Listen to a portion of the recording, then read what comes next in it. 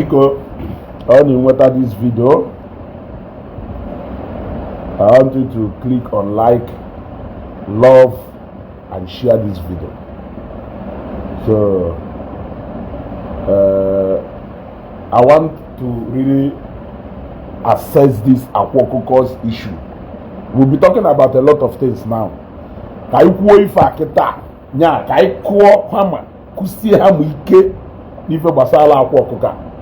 So many people failed that guy. Even the society failed him. A lot of friends, associates, colleagues of this guy, they failed him. They failed him. And I hope today when they sit and look, we fekale no onye go na edo mma nwere go si aga ọ na-aga jije ị na-agwa nwanne m na-aga jije. And don't want something to follow my happen the Igbo dem. And I hope government will pay attention. No na at any time na need ya arise. Or na at any time na that need arise. Akwa Okuko. Look, let us say the truth. Happen Akwa is a good man. Happen if you know Akwa Okuko a very bad influence. A very bad influence. In fact, the worst influence our Nigerian youth golu since Njuwema Dife. Akwa Okuko follow. That guy who a very bad influence to our Nigerian youth. I don't know why. Ego. Ndeba ya like ego provided na ego even ndo onyihi mere onwe ha ụmụazị n'ebe akwa nọ. What a shame. Even ndo onyihi ndị mụrụ that guy am supposed to caution that guy na advise that guy mere onwe ha object of ridicule before that guy simply because the world wants money. If you are not talking money, you are talking nonsense. If you are not talking money, you are talking nonsense. And even up till today, people are still failing to see the evil and atrocities that guy committed in Igbo. They are still failing to see it. Up till today, they are still positioning him as a demigod. As a demigod. Onye kwuo eziokwu panti ya efu. You got to go. Onye kwuo eziokwu panti ya efu. Akwa Okuko, when it comes to a youth who a very bad example to a lot of ndos, that guy is number one. That guy do feel a lot of our people. That guy changed the narrative, boogie to another level, and it became more like a yardstick now. A lot of people learned evil from him. And the fact that even up till now, people are still hoping that I continue to go on a throw around, because the only language that guy understands is carrying bundles of money around, gifting people everywhere, throwing money that people doesn't even care to know where that money comes from. That is how some of the elders are in way today. See we fail guy or sapa you're gonna go without a buy not today.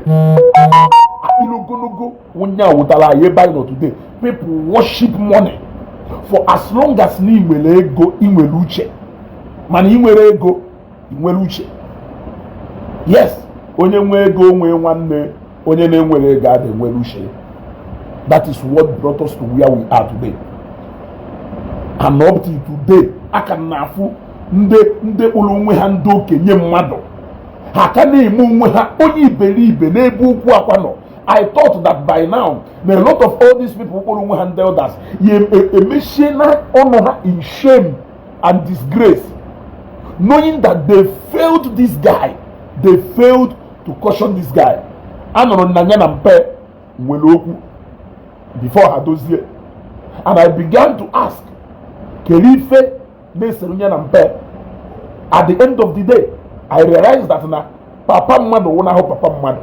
Na nna mmadụ wona nna mmadụ, because na o mpe so no onye izizi furu na nwata na agba aja egwu, so it's obvious that na mpe shoro ka o tie na share, but okwero nya na mpe se okwu and at the end of the day nwa mmadụ wụnahụ nwa mmadụ. The other go, I don't think that name will any choice rather than make peace with the father, with the son. That was what I said. But all these sycophants that we are all rounding, now moving around Akwa, they never allow this guy to see that this guy, now at some point, this guy continued doing a lot of things just to stay relevant. He continued doing a lot of things just to stay relevant. So not relevant. Which people actually man? The mother actually man. What have we even learned from what has happened to Akwa? Let me leave Onyeze Jesus for now.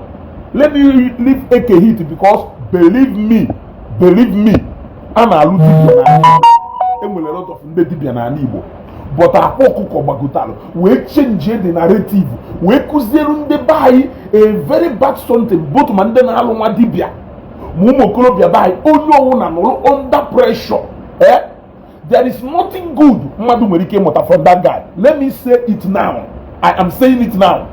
Akwa Chonya Putechi, or Chonya Putaman Nechi, Wevo Basalum, Jeko Hifum Bechi, Ejemime Gurube.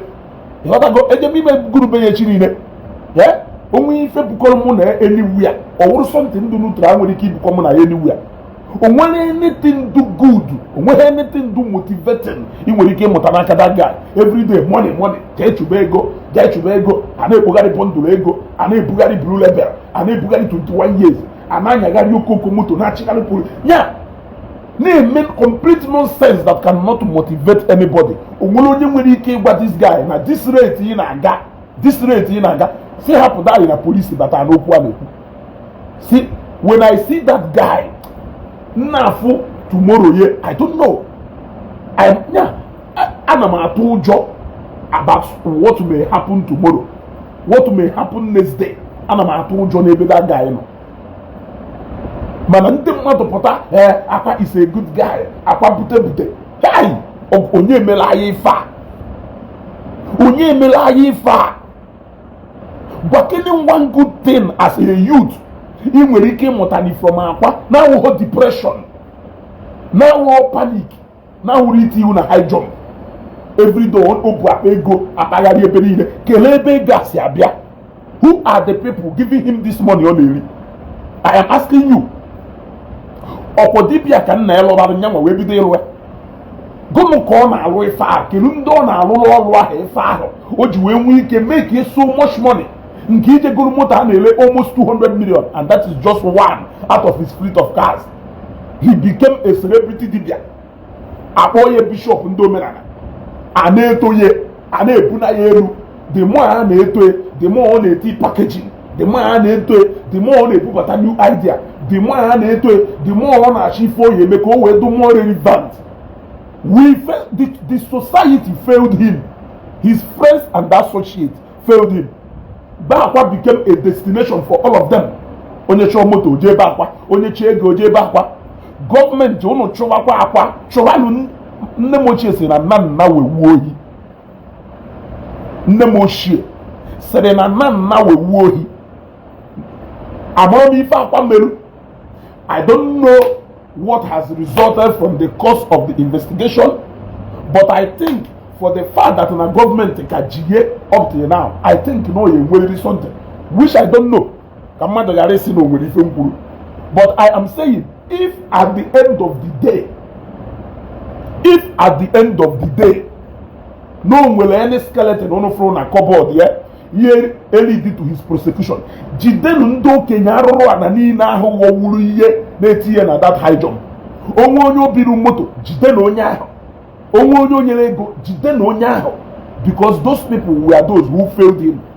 They were those who were clapping for him even when he was swimming in ignorance. Yes. Epotanoba, Govande Welego Noba, Aguapanone, Aposonone, Onweri again when Abianoba. Kerife de Fahum with Carichalo, Kerife de Fahone with Caricha, special.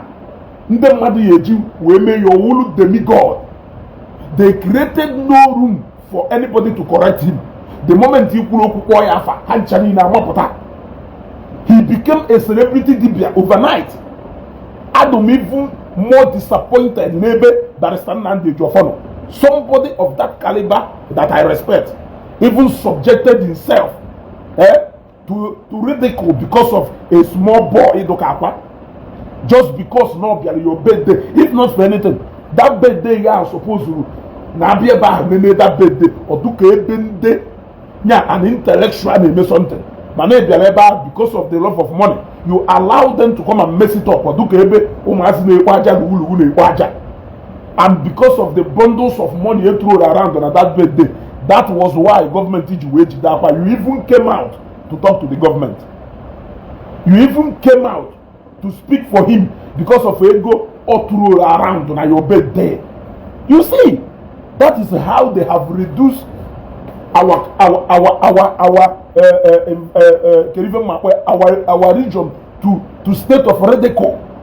You wanna go where these boys that don't know anything are now calling the shot, while the elders choose to go inside the room sleeping, and up till now they have refused to wake up. They have refused to wake up. Look at the port. If we go to this guy and I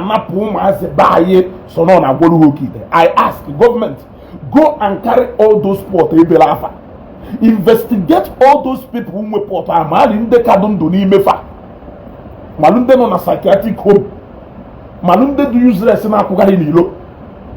Malunde, in fact, it will take you people 3 months, 90 days to go through and examine every single port and all the Ogudon and Kapa. That is when you will understand what this guy did to our youth. Apotana flash, the same format. That same format I am to use. That same format Ekehit use. That same format JCN ha use. That same format Mampasman ha use. That same format Kahanchanine Makuna Latugoha. A lot of people saw Olutibia as being lucrative, courtesy of Akwa Okuko. Look, Emwen Ndibia no Bemo, Emwen Ndibia no Monam.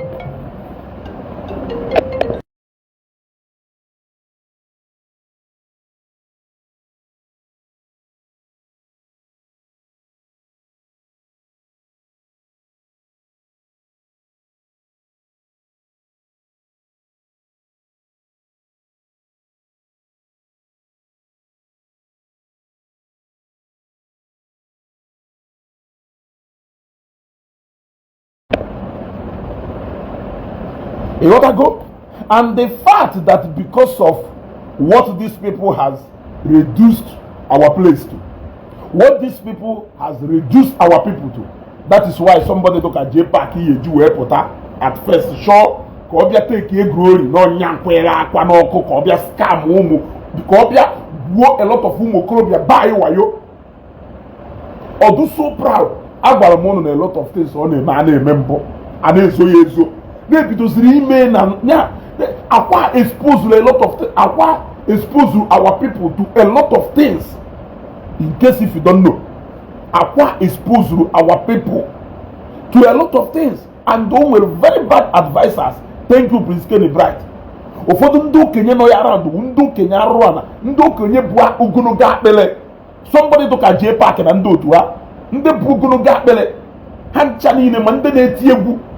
Onye ọ na-achọrọ ije dọkara ego, onye ọ na-achọrọ ije dọkara ego, even up to today, ha ncha niile awọm wakwana up, ụfọdụ n'ime ha abakwana studio na awọm up egwu ha ya etiri n'ọpụta, ụfọdụ n'ime ha abachakwana studio na awọm up egwu ha ya etiri ihe n'ọpụtakwa, iji wee gosi na anarị adụ onye ohi ji ọdụ, owere obi na-apị mbazụ, etu a ka esi wee tikọcha ụmụ okorobịa into high jump nke duzie 14 years ọ dị ka ọdụgo useless, nke do 17 years ọ dị ka ọgbọ ya akpatacha n'ego akwa ha meri ọdụ possible, ana agba flashing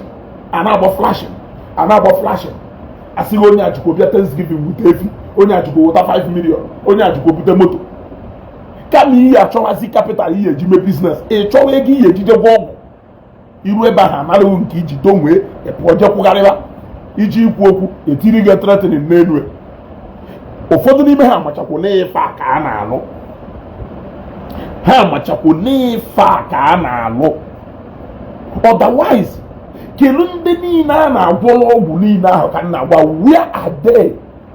where are they o setiri a very nice format and that format a lot of ndị nwa dibịa mụta mebe ọlụbalụfọlụ courtesy of J Park. It was J Park who led Akwa all the way to where Akwa is today. It was J Park. Onya Woninyere Akwa that coverage. He has even bragged about it. All because of society I know there today. If it is not because of what our people has reduced our environment to today, how can somebody come out boldly to be bragging of such? How can? To Akwa Okuko dibia si wee je lapụta ụmụ okorobịa by more than 200 of them, more than 200 to 300 or 400 of them, anaka ha ego nakọgido ha ego nakọ over 100 million ayaya wee jebukọrọ Lexus 460 jeburu Highlander jeburu moto si ndị mmadụ birie ka o wee mepee way for more client ịda abịa a na-amazi aka bifo mmadụ ife na-eme ndị nwa dibịa bidozie ịma aka onye mmadụ ife o ya eme ka o wee mekarịa ife ibe emerụ ọ na-eme ọwụrụ nya osi etu ahụ gaba achọzie ka egosi anyị na nwa dibịa na-eyi gold, na nwa dibịa na-agba oke moto, na nwa dibịa na-edebe royal share bay, na nwa dibịa na-alụ mansion, na nwa dibịa na-alụ hotel. Akwa awụ nya bidoro ife niile a nye na J Park ife awụ nkata nye na J Park nọ n'ofu ebe kpaa wunya escalate to this alumelu over the years, and up till today people are still failing to wake up. People are still failing to wake up for reality. They are still talking about Akwa. Look, let me tell you, even if the government release the Akwa, he should come back home and be a better person. He should come back home, apologize to our people, and be a better person. Yes. Osnya, hopefully, Ositiri over one of the biggest scam of all time. And I hope that somebody will tell him that truth. Ositiri over mastermind there, one of the biggest scam of all time, which is the scam called Okite. Which is the scam called Okite. Aknya, an accomplice with J Park.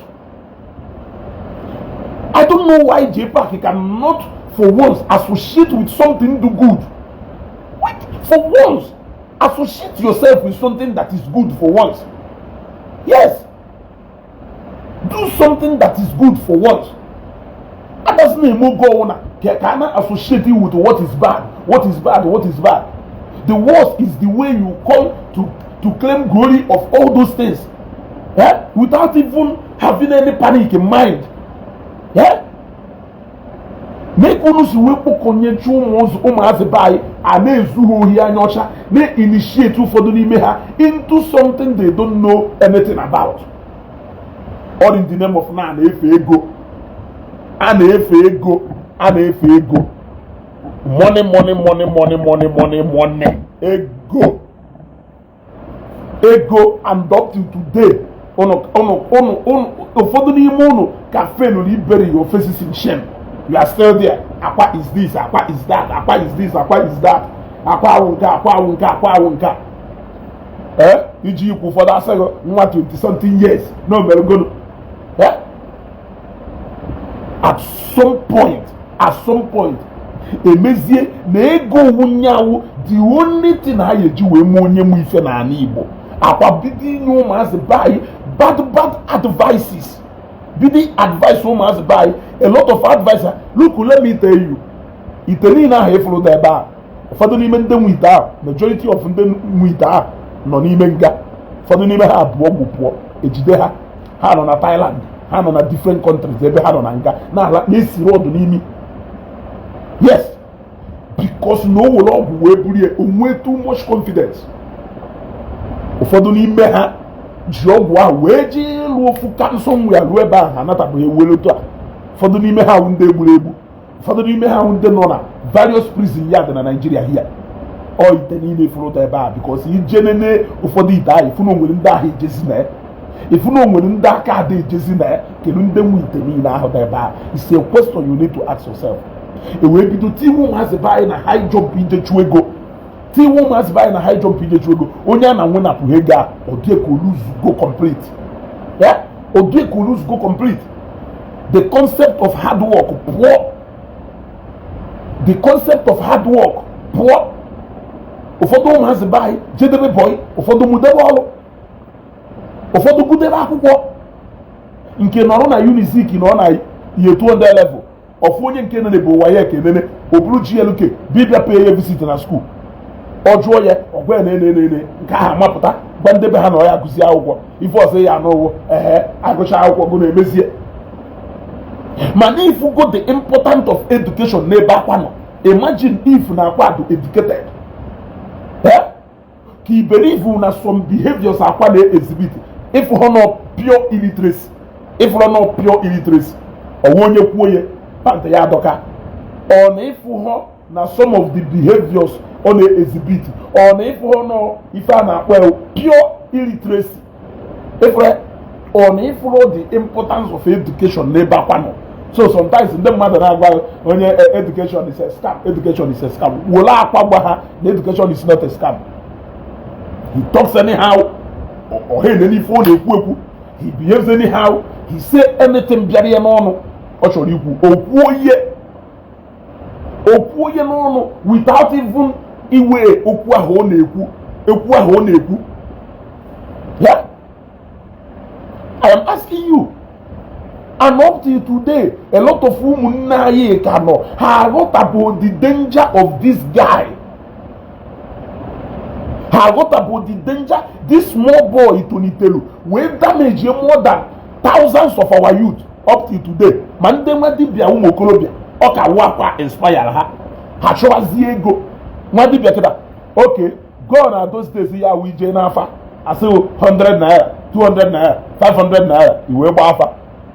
Their constant appetite for money ka egota G-Wagon akwa na-agba ka alụ hotel akwa na-alụ ka eburu golden royal share dọba befa ka ego gold ka eme nke make them ụfọdụ n'ime ha bido fashion ways ha eji wee na-ezu ụmụazị be anyị oyi, especially ndị a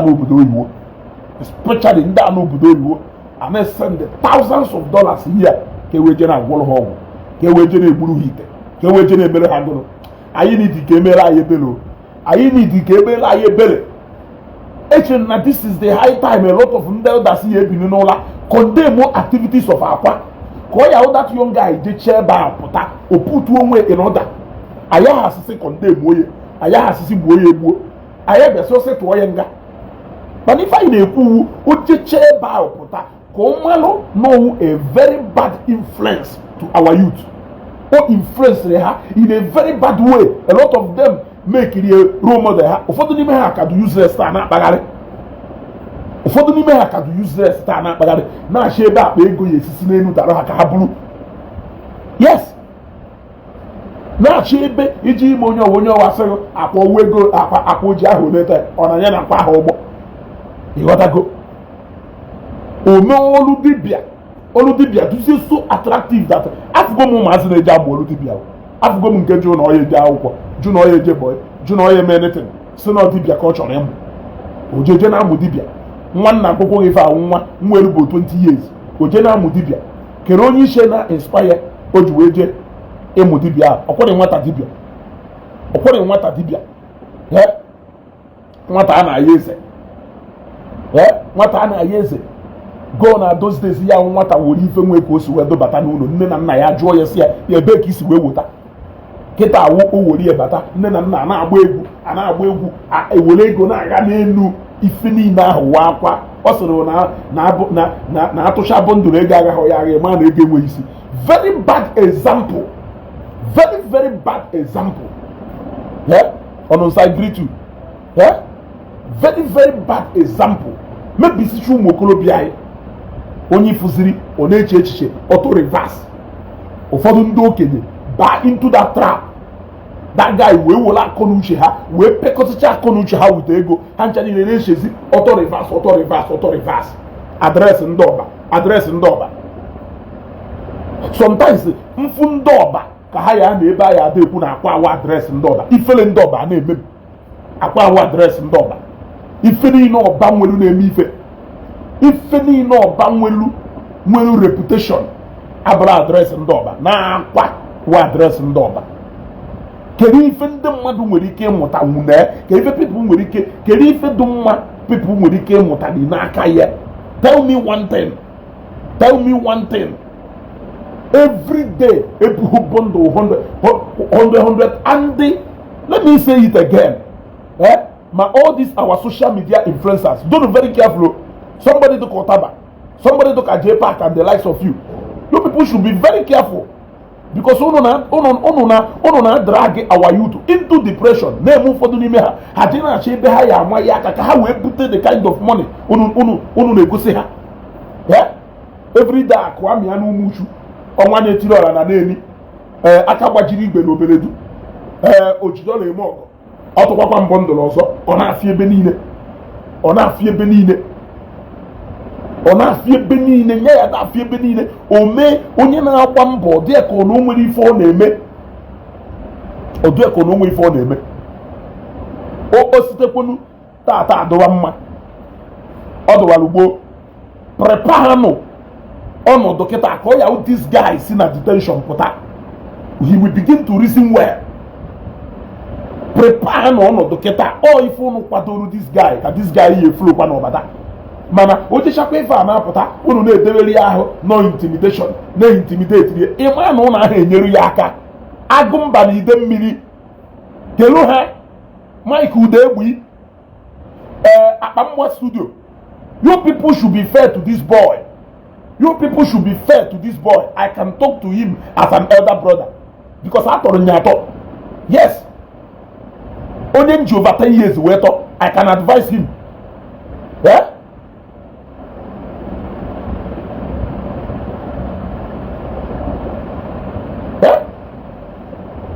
Over 10 years later, I can advise him as an elder brother. Prepare no to call out this guy we keep this guy when we keep fit into a decent society. Man, no me phone no more potakwa, odela ho no intimidation ke emerie, odela ho no okuka ka agbare, odela ho no gunu ke emerie.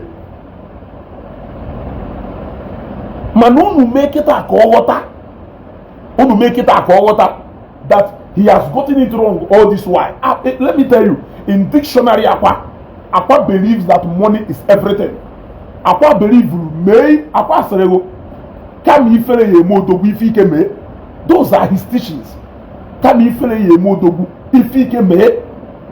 In his dictionary, it is money. He always advises people, may phone ye memo what he will batego. Ego iwo gbara aka n'ọsọ ifu nka ego mee nka ifu nka ego money a na-afị ebe niile money onye a na-nwepụ ho ya ọ dị ka odugo useless onye a na-nwepụ ho ya ọ dị ka ọ na-ego abịa bụ go close to these people who nwere ego riri tell them how to wado the story of their lives. If you don't get motivated, the man or home will. Can even what do 17 years now, what do 14 years now, 15 years now, bagalili be dibia, a actually go, a actual boy, or no go, you jipatega na hone, or no boy, patacha go, or no, if Ofoduni Mehaka open the canon, then I'm not man, I have to go desperate to make money. Because now for ego na gold and a Bugatti Benine. Let us tell that boy the truth. Let us tell that guy the truth. Let us tell that guy the truth. Name Scott Martin said, you are talking all this because Akwa is not around. Who told you? Who told you? How many times have I called Akwa out? Who told you? All people do kono wunde ni diri ke nya ahosha or apart from all Igbo do man. I am saying this because Akwa is not around. Akwa no around the Omegun.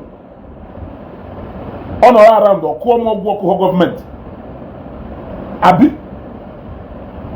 No around the maybe for me all this while on detention. Nyako ye me. Ana majuga ajujo. eji make a hit ha malite baikwa na the same format ana egwu mokorobịa bai wayo una anọrọ n'anya ọcha egwu ogwute enye ụnụ egwu ogwute enye ụnụ ya egwu ogwute eburu moto bi ofu onye egwu ogwute ewuru 1 million nye ofu onye ekwuo na nyu ugboro na-ekwukwa again.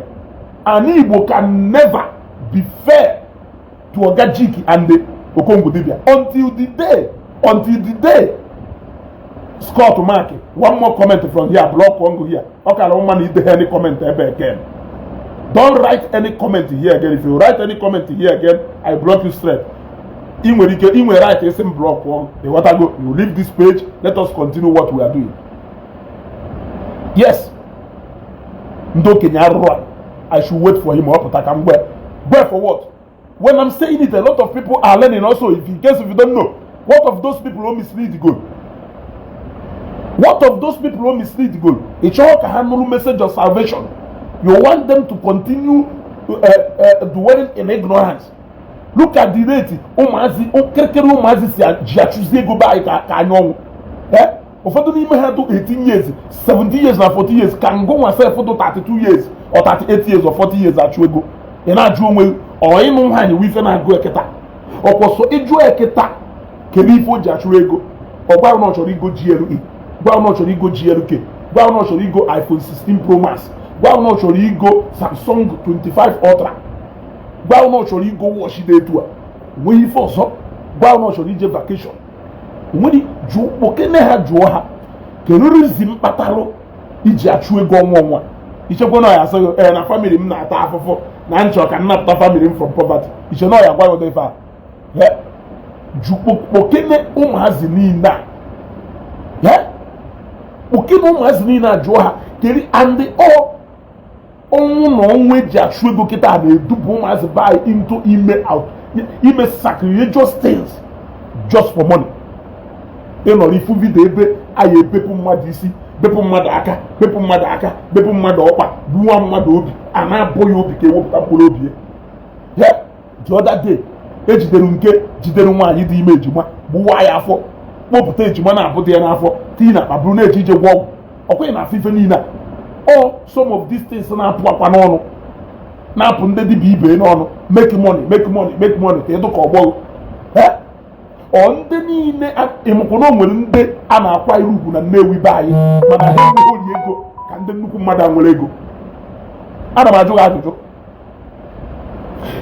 Ikenga Nnewi, may his soul rest in peace, Dr. Dozie Ikedife, agụwa na ndị nwere ego na Nnewi na ndị kpatara nnukwu ego na Nnewi, kelee ebe ya agụ Ikenga Nnewi, Dr. Dozie Ikedife.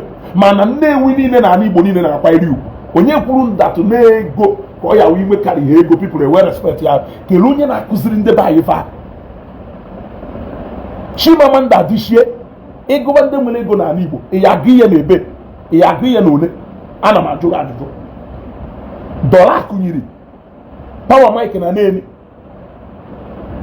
Ịgụwa ndị nwere ego na ala Igbo, ị ya agụ ihe ndị a na ebe, and yet I am not. The fact is that you can make history and name for yourself through various means. You must not have a lot of money for you to make name and history. You can make a difference. You can make a difference. You can make a difference through that place. And that is what we want people to be teaching our people. No, ego. The moment you want them mother, ego, they will not in it. People, I actually see my means. I do it, but if I have or Atagodega, but it's your capacity for a Newi. Kifun de make it, yeah, Kifun de ya win or look today, and I am one for her. Professor Fonduha. Ọha kpatakaricha ego na Nnewi iwe na-anụ maka ha General Mmụọma ọha kpatachala ego na Nnewi iwe na-anụ maka fa today ka nna jụ ọha kpatakarịcha ego na Nnewi iwe na-anụ maka fa mana ị na-anụ maka fa ifu na ọgaranya na akwa irifu ugwu ndị niile ịfụrụ nna akpọ ọgaranya na Nnewi na respect fa Ikenga Nnewi mgbe ọ nọ ndụ ọ pụta na ebe ndị ọgaranya na-akwa iri iwu ya ekwosi wepụtara ego onye ya ka wepụtacha na ịkụzibere ụmụazị be anyị ife a mana Akwa butere message of money and a lot of people following him more. Ese na ịma ife a na-ekwu ọ drọpụ ha video like this before ịmara ife na-eme video ahụ eruo na how many thousand iji wee gosi ntụ ndebe anyị si wee dukwika ka ịmụta ife ọjọọ. O tie lot of ndebe anyị na high job today mmadụ pụta ọsọ Akwa you are a loving soul, people love you, people love you. Okongwu dibia sef sịrị ya nya jee zụọ sị nya bie posta senate ka mma na ọwụ ụmụnna ya atịrị ya jee zụọ senate ojeso House of Assembly. Okongwu dibia agbọghọ nke egwu na-akọ. Okongwu dibia mụrụ nke egwu na-akọ.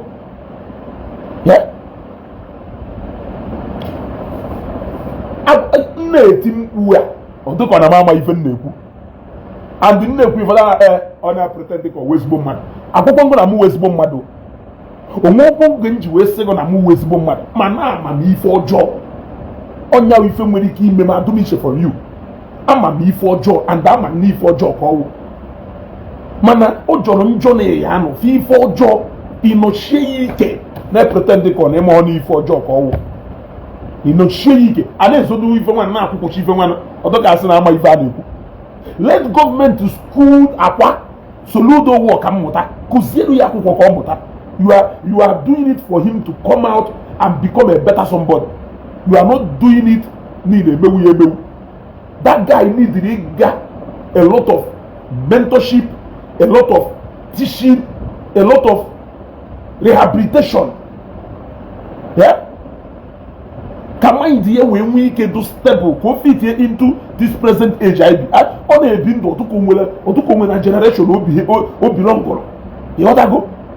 Ọtụkụ nwere na generation o belongoro. Ọdụkwa ka during the time of eze ego ha ka a na-achị wochigatara anyị ọzọ. Ọdụkọ during the time of eze ego ha ka a na-achị wochigatara anyị ọzọ. Esi etu elu odugido bonduru ego n'odugido bonduru ego ewuri ihe ọrụzie nyawo the order of the day. Nyazi wi 5 bịara ime. Nyazi wi 5 bịara ime. Ndị exchange na-ebute ego na-ebute naira a na-ebu ya n'akpa ego do na boot ọ na-afịọ jee chụwa ego onye enweghị ego nwụrụ anwụ inweghị ego pụọ n'obodo na ọgara ife ị na-ekwu n'obodo jee chụta ego isi na ego dị isi jee chụta ọ na-afịa ebe niile ọ na-afịa ebe niile a na-akụrụ ya aka ọ na-ana n'iyi ọ na-ajụkwuru onwe na that guy continue in that kind of life ọ na-ebi how many years ka ọ dụrụ ka ọ ya nọ. Ana m ajụ gị ajụjụ that guy continue na that kind of life ọ na-ebi how many years ka ọ dụrụ ka ọ ya nọ. Ha tọrọ na dibịaship by or duzie ka something else. And ha tinye onwe ha aka n'obi dere ahụ yes na ha reform go dibịaship by na ndị nwanne uche na ọsọ ha maka esi agba private jet emegono na ha nwa rebrand go onwe ha wee di ụmụazị be anyị n'ohi di ụmụazị be anyị n'igbu mmadụ sọ ka eweji na-eweta ego a na-ewetara ụlọ di ụmụazị be anyị na high jump nke ruo o jezuru ohi machine ka o wee weta 500,000 or 1 million o eji bịa gwọ ọgwụ na nke if for example of somebody je na nke eke hit je gwọ ọgwụ ọkwa nọ mgbe nke a trendere if the condition of that guy kele ebe ego that guy nweta adị mana o je kpochakọrọ ife ọ na-eme na Lagos gbarụ ma mbidi wee si Lagos wee bịa Ọkịja. And I can tell you that a lot of ụmụazị a na-atụ akwụkwọ na-eme ha jekpokọta ego ekpori ejekpoyi nda o nwere ife ha na-arụrụ ha na-arụ ọrụ ndewu ndị ego ahụ na-aba awụ ndị ka ji lọk wee na-anata ego ahụ ife niile ahụ efuru ha na-eme ebe ahụ enwe nke na-arụ ọrụ ife niile ahụ efuru fa na-eme di ya enwelo otu mkpụrụ na-arụ ọrụ yo the biggest scam of woman in this present day ka emerie n'anya anyị mana o dobụghị anya the only difference do na nke aya aya na Okongwu dibịa mere owo na ha mere nke ha in a local way. Akwa nwee format and ndị niile so format ya ahụ na-alụ nke ha simultaneously ọ na-agalụfa ha na-alacha ndị be anyị ọkwa mana aya aya na Okongwu dibịa mere nke ha n'ike o wee likie. Do you even know how much abụba n'ife agwọrọ mmadụ 100 aba ka ọgụnụ gwọrọ mmadụ ọgwọ promotion ndị akwụkwọ ndị merụ promotion anya ha wee kwụsị maka ndị bịasịrị agwaghị ife oriri ewee merụ ha. So meaning na give or take na more than mmadụ 500 ichukom na ababa and ịchaka mmụọ ahụ ebe. Now do you know ego ole ọngwaghị ife aya ya na ndo was able to achieve after o mechara ife ahụ? Ọngwaghị ife igburu isi ife ha o mechara ife ahụ rụọ pure water factory be ya. O mechara ife ahụ rụọ factory nwa na ebe a na-alụ or you got ka ọgụnụ. O mechara ife ahụ golu Lexus 460 golu Highlander golu Sienna latest model golu Corolla nwanụ. O golu about 4 to 5 cars na ife ahụ o mere. Ego ha bugara ka okongwu dibịa fụrụ ọtụ ya na okongwu wee kwuo no na anyị ebi ihe moto ahụ ebide. Mana ụmụasị taa anyị ha nakọrọ ego niile a ma ndị n'obodo oyibo majority ndị n'obodo oyibo ndị niile gwuru wayo na ịchaka mmụọ and ababa ahụ 60% of them or 70% of them bụ ụmụasị be anyị n'obodo oyibo. Oge elu bụ okwono ya amụ ife. Oge elu bụ okwono ya amụ ife. Nwa dibịa ọhụrụ ịbata na nke ife ite 1000 kelee ebe mmadụ 1000 ahụ kelee ebe mmadụ 1000 ahụ nọ gụnụ ka fa na-emekarịcha special ebe ahụ kelee ebe a na-emekarịcha special. If you talk you buy, if you don't talk you buy. Let us talk and buy, at least we make a difference. Achọsịda anụmanụ echi afọ ọmụ na asị ha ya ezugo o nwere ife ya awụ omesi nna na ọnwụ na-ezugo na nna na ọkwa ezugo fi. That is how to make a difference, and I prefer that than living that such life of a coward. If a na-emebi unu na-eje ọba eje anyị ego ọba wụrụ na head office ebu na-eje anyị ego onye chi tọrọ to professional beggar oje ebe akwa na ọba obere nwa ma mgbe amụrụ obere nwa ma mgbe amụrụ obere nwa ma mgbe amụrụ ichebe ebe ahụ ijeta onwe gị ule. Onye nne nwụrụ nna ya nwụrụ onwe ego ijikwa ozu ojewe ọba. Onye mee foundation ojewe ọba. Onye nweghị ego moto ojewe ọba. Onye chọọ machin ojewe ọba. Ụna na encourage ihe gaba n'iru eji ime ọlụọ họteelụ ọzọ sekwa na ọ na-alụ nke Ọkịja ọ nọ na-akọrọ ya aka ọwụzikwo dibịa ka ọ na-alụ. Kelee ebe ndị niile ọ na-agwọrọ ọgwụ ahụ nọ. Ana m ajụ gị ajụjụ where are all those people ọ na-agwọrọ ọgwụ a ka m na-ajụ. Kelee ebe fa nọ.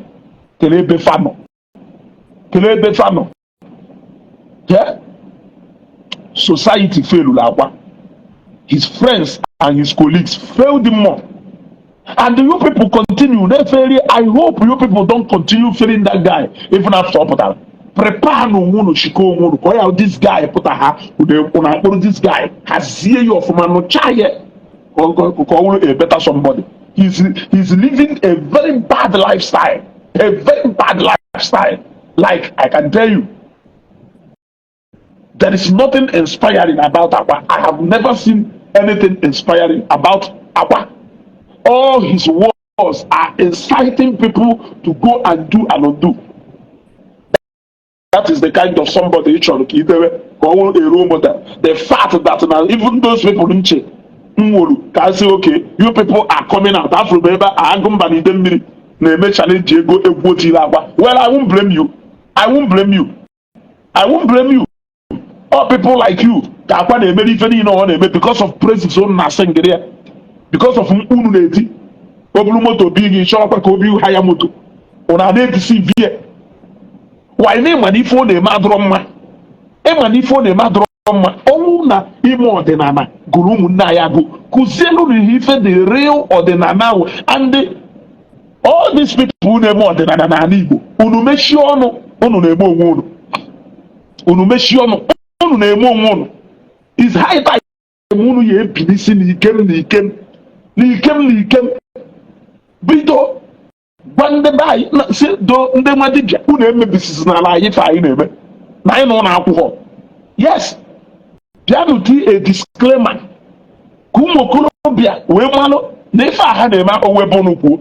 Yes, ohifa ka na eme na okwu ego ohifa kwa ha na eme onye ka a na-eme n'okwu edo ije n'okwu edo ya fụ ebe adọbara elu ite ya fụ Igbo bụ isi atụ ije na nke a dị n'olu ya bụ in fact ebe a dị n'ite a na-azachasị ya ịpụta ebe ahụ bịa were ọjị were nzu kpee ekpere onwe ọkụkọ ewere ịbata ebe ahụ ịfụ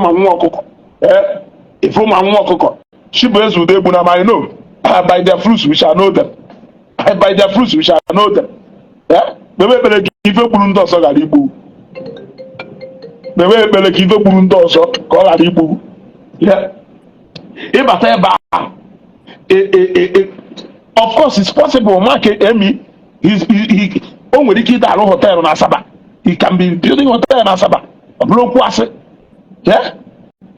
Ọ bụrụ okwu asị ka ọwụ. Now, ịbata n'ụmụ okwu niile a na-agwa efu ụmụ ọkụkọ ha na-akpagharị ọkụkọ ọcha, ọkụkọ ụmụ ife a efu ha. So many ọkụkọ eji abịarị achụ aja ebe ahụ, ịpụta a na-ahapụ ya ọ na-akpagharị n'onwe. Ya nọ ebe a rie nri ọdọ ọcha.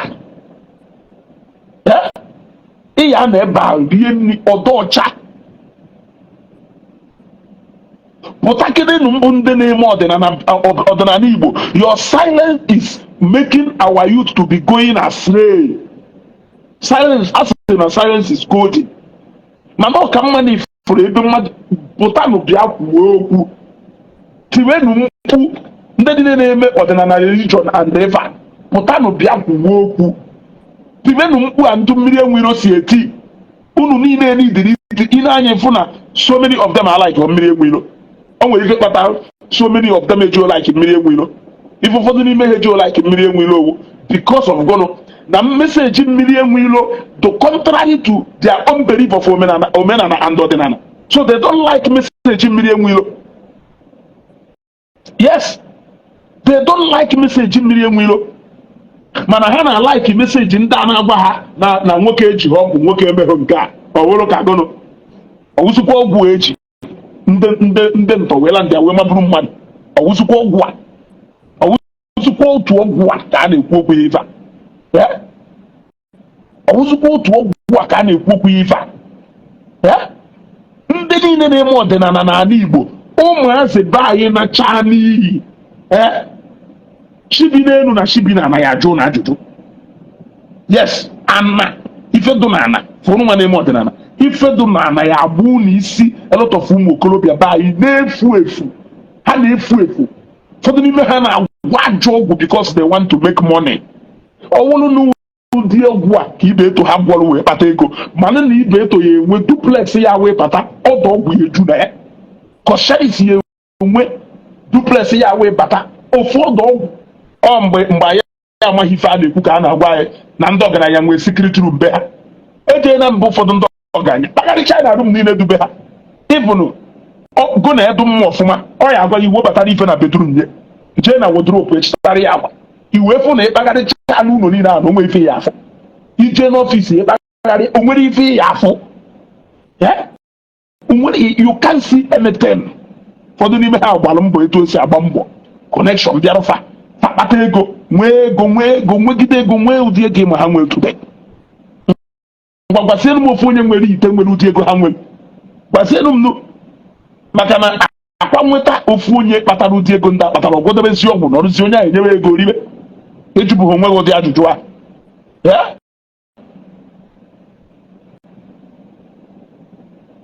Daalụ Doris. Ịghọtago? So let us tell this guy the truth. Let us tell this guy the truth. The guy is living a very bad life. Nwa obere oge kịta ụmụnna anyị ndị a niile agwọọla ọgwụ ha bụrụ ntụ pụọ ejide ha jee obodo oyibo ọzọ ha batacha ha agbawa ụgwọ. And the fact that some of you will even allow people like Okongwu Dibia and the Jiki ha na-anwapụgharị ka bread mara ebu after misleading our people. For the fact that some of them will even, people like them will even still have mouth to come out on an Igbo. They people are ege hunting. Onwe ho okwu pụtara Okongwu Dibia agaghị apụta. Onwe ho okwu pụtara Jiki amaghị apụta. Ndị mere alụ, ndị ma na-alụ ka ha mee n'ala Igbo. Ndị ma na-alụ abomination ka ha mee n'ala Igbo. Kedu ife kpatara na fanwe ha chọrọ ije gwuo oke ite ahụ ha na-akụziri ndị mmadụ ebe ha ya eji agwọ? Okongwu Dibia gwuo oke ite ọwa ji ife. Chiki gwuo oke ite ọwa ji ife. Kedu ife kpatara na fanwe ụna adịghị enwe sense. Kedu ife kpatara na fanwe ya eje gosi ụnụ ụzọ ebe ha ya eje gwọ pọtụfa ya eje gwọ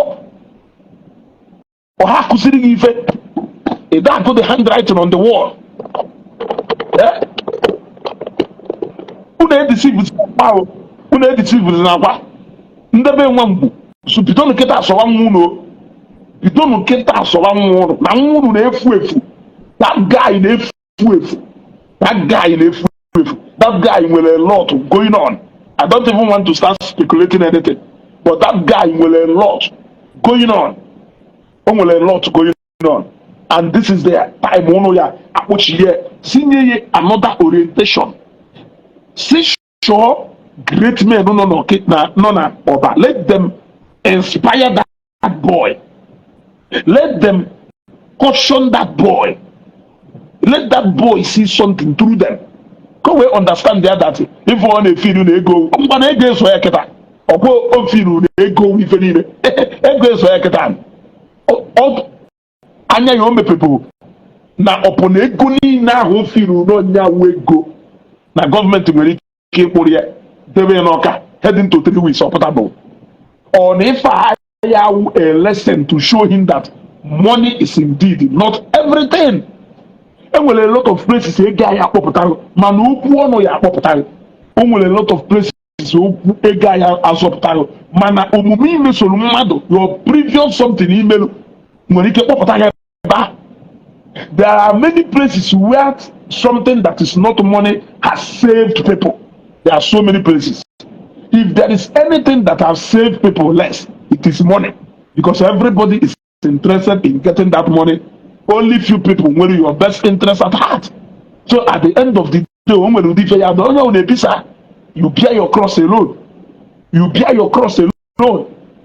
So ọ na-adị ewute m na mpụtafụ ndị m na-ele anya nọ ndị m ana-amasaji igo onye ụnụ mma ife ọwụ ọ na-amara ife ọwụ ọ na-amara ife ọwụ akwa ahụ bad meat ka ọwụ adọdụka with the rate ntụrụ si emesie ka ọdụka demigod o wolu n'okwute tachisịcha ntị ya niile tachisịa ntị ya niile mana ọ na-edi ka esuresie ya ntị ahụ n'ọpụta. Don't know about me. Sit you down. Give me advice. Give me advice.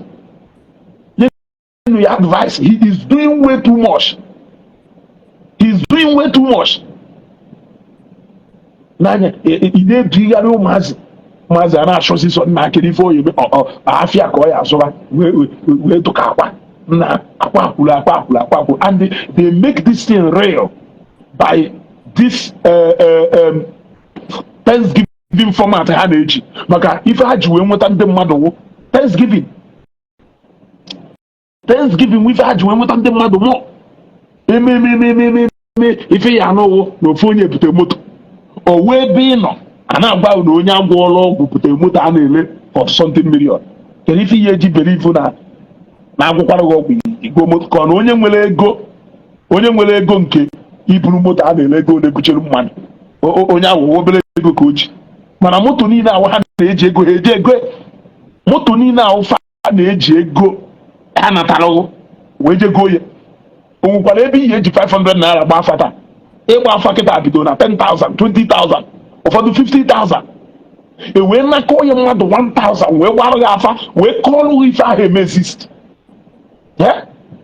wee kọọlụ ife ahụ emezist na afa niile agba alụghị owo onwekwa ori afa ya agbacha alụghị gwa jee mee restitution n'ihi enwere onwe gị. So afa niile agba alụghị ka ya gwọrọ gị ọgwụ.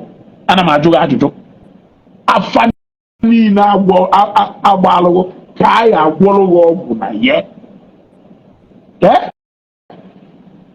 ndị elders inwe na isi ọ bụrụ ụwa na Soludo ekwughị okwu ụna anọrọ ụmụazị ba ya naanị iyi petepete. Look, let me tell you, a lot of ndị okenye nọ na isi ọdụ n'ọba aka ha ikwu ka ndị mmadụ bụ unu wee mechie ọnụ. All thanks to people like Timothy Ofegbu ndị sịrị na okenye anya nọ n'ụlọ ewu amụọ n'ọgbụrị. All thanks to people dụka Timothy Ofegbu. I still thank Miriam Wilokalapu today. I may disagree with him na so many things, but I will not disagree with him on how he is trying to educate our people, to tell our people that this is not the way. This is not the way. Then of course, an Igbo will never be fair for people like Masidibia. He is one of the cankerworm in the Igbo world today. So when he for jaw glorify we for jaw, or where to attend the Naya, okay, in a tonite, Naya Nine, and then I walk at an ime haji rutuno. Then I'll mess in Nime haji rutuno.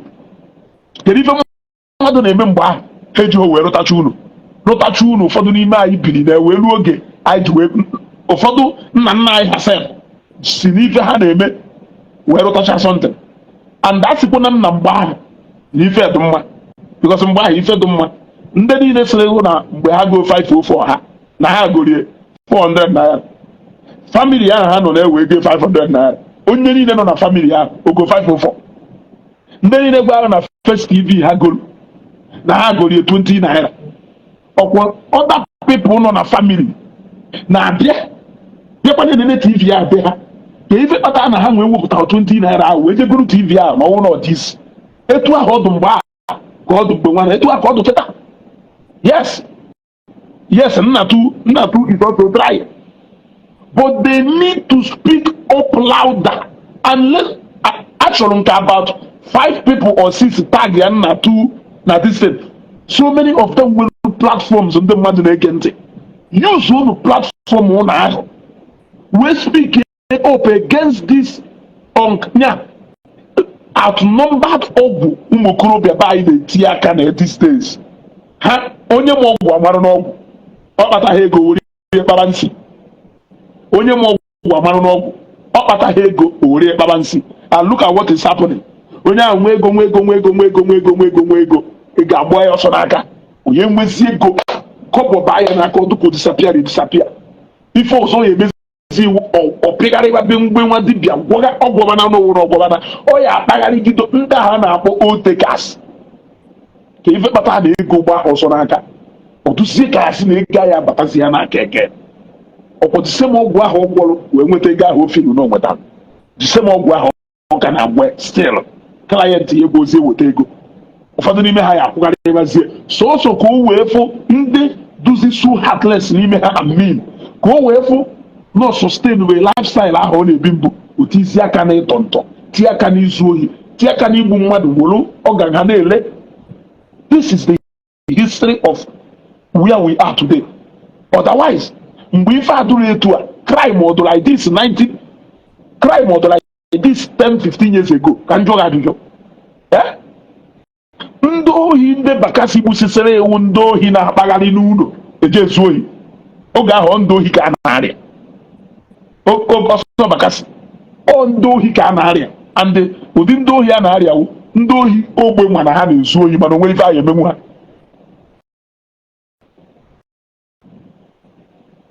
Ndị ohi ogbe mana ha na-ezu ohi mana onwe ife ahụ emenwu ha. Agbata obi mana onye awụ onye ohi mana onwe ife ihe eme maka ịkpọrọ ya polisi ojechakwa polisi bata ngụnwa kpọrọ ya polisi seva nọ na problem. All those days ka ọ yawo apụta gwa ahụ n'abalị gwa ahụ debere ha ego na ya bịa worie ọ ife a na-arịa mgbe ahụ. Mana kịta the reason appetite to make money nọ n'etiti youth anyị nwee today meziri na people na venture na-ewepụtazi innovation and packaging into crimes. Waja eziokwu bụ ndụ nwere ebe o si emebisi meseji. Yes, ebe o si wee na-emebisi meseji ewu ebe ahịa wokwugidoro okwu o ji ịkpọ ndị ụka. Yes, ife waja n'idiri ime ewu ka m gwa gị ife o n'idiri ime. Hello.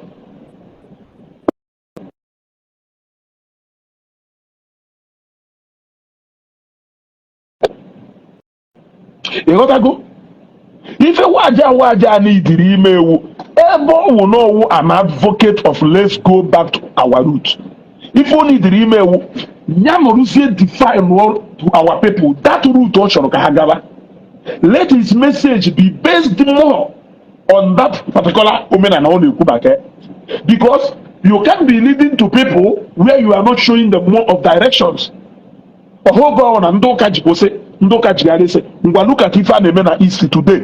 Ọrụ mmanụ mma ọ bụrụ na o nwere ụlọ ụka ebe ịma anyị eje nwee ka o si wee dụ ife gọvanọ na-achụ na East abụrụ na ahụ na-arịa mmadụ oju ụlọ ọgwụ ka ekpere ekpere ahụ na-arịa gị ịchọ je ebe nwa dibịa ọwụna ọ ndị Igbo kwuru okwu sị ohu dibịa gwụọ m ma mụtụ mma.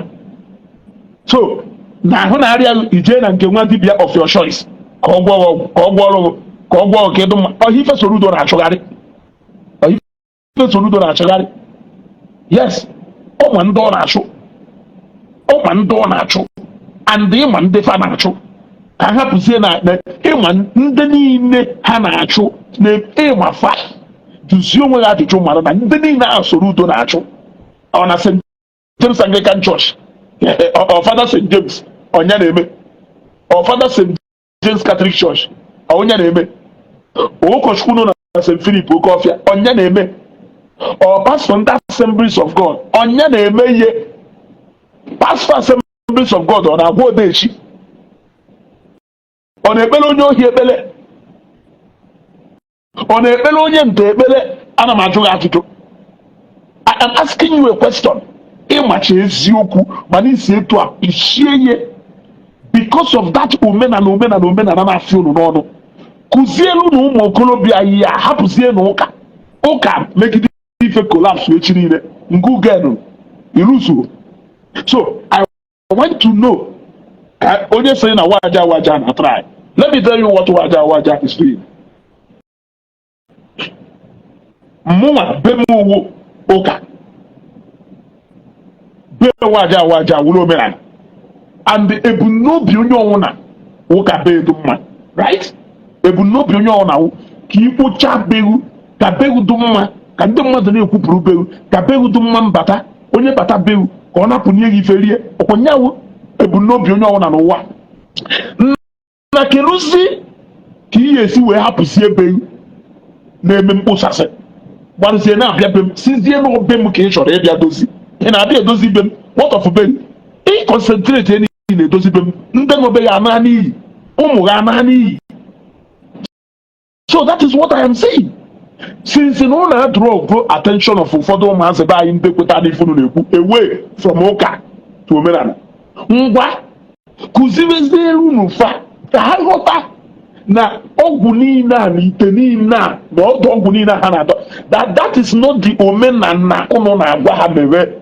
You can redeem more of their souls if you keep doing that, but I can assure you something, you will lose most of them as followers. Watch if the moment you talk about Okite, a lot of them is only of recent year. Ụfọdụ n'ime ha ka ifele mebere ụfọdụ n'ime ha. Advice because enwere something m chọrọ ime. This program I will still run it again today. Because I go advice now. This particular one, nka ye made a short video post to it for the sake of a lot of people I like watch the video and whoever. Advice to our ụmụ nwaanyị ka na-agbagota ya anụ di, ụmụ nwoke ka na-achọ nwaanyị. This is a friendly advice. You may not know me, but to pay attention to this advice and thank me tomorrow. Pay attention to this advice. Nwoke na-achọ nwaanyị, nwaanyị na-achọ di. Pay attention to this advice. Ngụnwa na-ahaghị onye ya alụrụ ọrụ n'ọfịs gị, ịghọtago? Pay attention to this advice in chọrọ. Share this video. Onwe nwata nwaanyị go na-akpa ọnụnụ di na nwunye. O wee nwee areas ịma na ebe ahụ a no-go area for you. Ịpụta na Facebook ịma ndị niile na-etreat such things na their page. Jee under their distance search ya for afọ onye ahụ your fiancé ya comment ya ebe ahụ bupụta ya sizi na ịmarọ ka ị gara isikwo na-ewu elder n'ụlọ ụka na-ewu onye isi ndị fak n'ihi na-eje ụka na onwe iva iwe je n'ụlọ eze nwaanyị mmụọ na mmadụ tebebere iwe je n'ụlọ onye nwata nwaanyị ma ya n'ochi ogwu wee firi isi ime ihe in this present day and age malụ na to an extent nke umere onwe ewuru nwaanyị iwe chi ịnụ di and ịmarachasịa n'ụdị nwoke ị chọrọ ịnụ ya na peji mu, jee na peji waja waja, jee na peji Maazị Dibia, jee na peji Ihed, jee na peji Ije Ụwa, kpagharịa na peji mmadụ niile a ka ije mara onye ị chọrọ ịnụ. Ọdụgụ mma nụba, ọdụgụ mma gbara nwa ọsọ. Ana m ha agbago ịmakwa one peji, jee dị ya na kọmentị ya ewụrụkwakwa nwaanyị ị na-enene onye ahụ ị chọrọ ịnụ ọdụ ka ọdụ jentụ and ịma na onye a na-abata Facebook ọfụma. Jee na peji Dezis Empire, jee na nke m, jee na peji waja waja, kpagharịa ọfụma ọfụma ka ị mara onye ị chọrọ ịnụ. You will see their comment there. When you see 5, 6 to 10 of their comments, put them together, you will know exactly who you want to employ. You will know who you want to marry. You will know who you want to do business with. You will know every single thing about onye ahụ gonna chọrọ ime ka ife. If I expo mbili, don't forget na Facebook ka people na-egosi ife ha wuo. Let me tell you, the moment mmadụ fụrụ ife ahụ like on Facebook or react immediately, hapụ ndị mmadụ ya apụta sị ụdị anyị na-ekwu ekwu nwere ike ife anyị na-ekwu n'ọnụ nwere ike to an extent onye represent life ụfọdụ, not me because even na-ekwu ife mma nọ ife aha m ekwu okwu na Facebook ka m nwee na entertain eche mụ amụ jee na peji Sabinus eche mụ amụ. I know there are some posts m na-eme just to make you laugh, hey, I read the board, but majority of my posts and videos nwere lessons na ya pụta. Yes, ana m try ka mee ihe ka lesson pụta na for the sake of audience ahụ na target. But o nwere ndị mmemme amụ na mana even n'ịmụ amụ ahụ we lie a lesson we still learn. Ị na-amụ amụ ị na-amụta ife. So anyị nwa na-ekwu ekwu nwere ike ụfọdụ ife fa na-ekwu n'ọnụ nwere ike ọ dị represent ụdị ndụ fa na-ebi, mana ọkweghị ma ndị ahụ na-akọmentị that is whom they are. Ife nyere wu expo ka ọ yawo nke ịfụrụ n'ọdụ jentụ iwee luo na peji Dezis Empire ọ iwee luo na peji waja waja wee fụ ebe ọ na-asị onye ka nwaanyị ahụ imegoro ogbuo ya ọfụ onye na-arị ekwusi eti n'ife ọ na-aga onye ahụ iyi na-azụ ụtọ gbagbuo ya. O nwere ife ọsọ ị na-idere efu. You don't see am finish now. Ị ka nọrụ debe ahụ nọ ife Facebook ka a na-eme afaghị ụsọrị o wee wụrụ na ị chọrọ onye ya anụ ka ọ wụrụ nwata nwaanyị nwere egwu Chineke iwe pụtara ifu ebe a na-ekwu okwu oke ite ọ narị nke onye na-akọta oke ite ọnụ. Ifuru ebe a na-ekwu okwu ndị eze nwaanyị ọ na iru ebe anyị n'ijuru ka agwa gị onye ị chọrọ ịnụ ifugo ya n'anya ịga n'ihu n'ọ ya mara na ngumere onwe gị. So kpagharịa na Facebook na the world of today ife akwa ji wee nọ na detention tawo ife o mere na Facebook. Ife onye eze Jizọs na-ekeghị iti ji wee nọrọ na detention tawo ife family na Facebook. Jee show that your potential or your current fiancé, jee show comment ya all over platform niile ebe ịma a na-ekwu okwu nwere ka o si wee iru ebe ahụ efu ya ịmụrụ ya ọfụma ịnwa mee anya ụlọ afaghị ụsọrị. Ndị mmadụ na-akọmentị na Facebook ada pretend anywhere what they comment ifu ebe ọ na-edifend onye ohi ka ọhụụ ọ na-edifend onye na-agwọ ọgwụ ọ na-ejebe nwa dibịa eji agwọ ọgwụ na onye mazi ọzi ụdị ọgwụ ọ na-edifend ya egosi ụdị ọgwụ ọ na-eji agwọ ọ karịa ihe etu a. Ifu ebe ọ na-edifend nwoke tiri nwunye ya ife tiwuo ya tiwuo ọ ya tiwuo ufuri nwụọ ịchọ mụrụ ya ịchọ amụ na ya expo nyere uketa ife a na-akpọ original receipt ka ndị ọlego metụ ụmụaka na like and love share this video. Don't forget that each time I na-eme this kind of video ọ da-adụchi easy because ha na-try everything possible ka afụ na but we will continue regardless. Yeah?